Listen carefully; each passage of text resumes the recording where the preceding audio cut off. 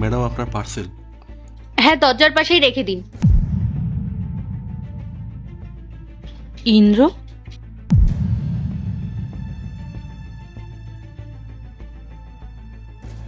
আচ্ছা দাদা, কত টাকা হয়েছে?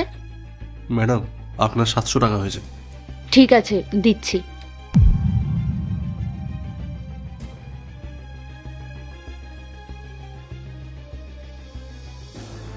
এই নিন টাকাটা।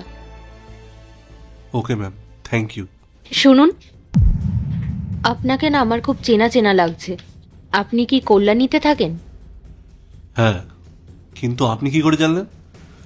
আসলে তেমন কিছু না। আপনার ওয়াইফ পূজা, আমি ওর বেস্ট ফ্রেন্ড হই। ওর সাথে আপনাকে অনেকবার দেখেছিলাম, তাই বললাম আর কি। আচ্ছা, আপনি আমার ওয়াইফের বেস্ট ফ্রেন্ড হন, বুঝলাম। বলছি, আপনি যদি কিছু মনে না করেন, আপনাকে একটা কথা জিজ্ঞাসা করতে পারি? আসলে আপনি এরকম ডেলিভারির কাজ করছেন, আপনার তো অনেকগুলো বিজনেস ছিল, সেগুলোর কি হলো? আসলে একটা অনেক বড় দুর্ঘটনার কারণে আমার সমস্ত ফ্যাক্টরি শেষ হয়ে যায়।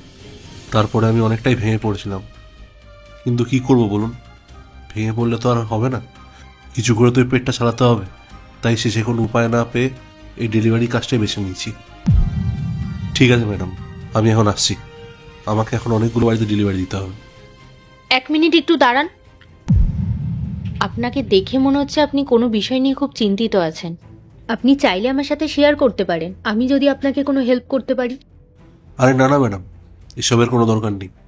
আমার এই ডেলিভারি কাজটা করে কোনো রকমে দিন চলে যাচ্ছে, আর আপনি যে আমাকে বললেন এর জন্য অনেক ধন্যবাদ। দেখুন,